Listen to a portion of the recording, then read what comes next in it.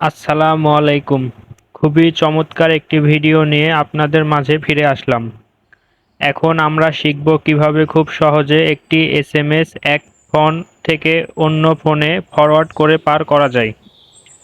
আমাদের অনেক সময় এক ফোন থেকে এসএমএস অন্য ফোনে পার করার প্রয়োজন হয়। সেক্ষেত্রে ফরওয়ার্ডিং প্রসেসটা অবলম্বন করতে পারি।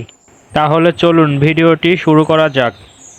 আমাদেরকে যদি এসএমএস ফরওয়ার্ড করতে হয় তাহলে প্রথমে আমাদের মোবাইলের এসএমএস অ্যাপসটিতে প্রবেশ করতে হবে। তো আমরা এসএমএস অ্যাপসটিতে একটা চাপ দিলাম। দেওয়ার পরে আমার ফোনে অনেকগুলো এসএমএস আছে। আমি এখান থেকে যে এসএমএসটি ফরওয়ার্ড করে পাঠাতে চাই সেই এসএমএসটি আমাকে সিলেক্ট করতে হবে। তো আমি ধরেন এখান থেকে একটা এসএমএস বেছে নিচ্ছি। আপনারাও সেম এভাবে একটি এসএমএস বেছে নেবেন। তো আমি এই এসএমএসটা ফরওয়ার্ড করার জন্য বেছে নিলাম। সেম আপনারাও এভাবে এসএমএসটি বেছে নেবেন। তো এই এসএমএসটি ফরওয়ার্ড করার জন্য আপনাকে এখানে চাপ দিয়ে ধরে রাখতে হবে। আমি এখানে চাপ দিয়ে ধরে রাখার পরে যে এখানে আসছে হলো সিলেক্ট, এই সিলেক্ট একটা চাপ দিবেন। একজনের ফোনের একক রকম সিস্টেম থাকতে পারে, সমস্যা নাই। যার ফোনে যেরকম সিস্টেম থাকবে ওইখানে চাপ দেবেন। তো সিলেক্টে চাপ দেওয়ার পরে এই যে নিচে বাম পাশে কোণার দিকে বাম পাশের কোণার দিকে ফরওয়ার্ড অপশন আছে, এখানে একটা ট্যাপ দিবেন।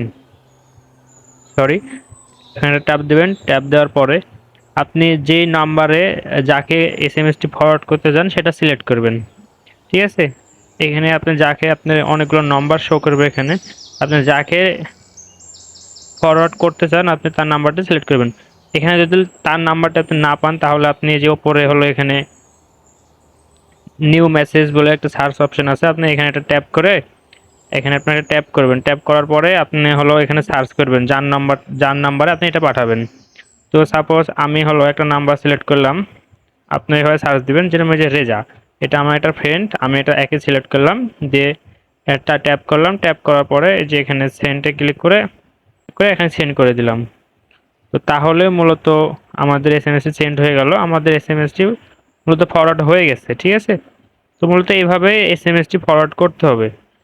তো যদি আমার ভিডিওটি দ্বারা উপকৃত হয়ে থাকেন তাহলে দয়া করে আমার ভিডিওতে একটি লাইক, কমেন্ট, শেয়ার এবং আমার চ্যানেলটি সাবস্ক্রাইব করে দিবেন এবং পাশে থাকা বেল আইকনটি অল করে দিবেন। ধন্যবাদ। আসসালামু আলাইকুম।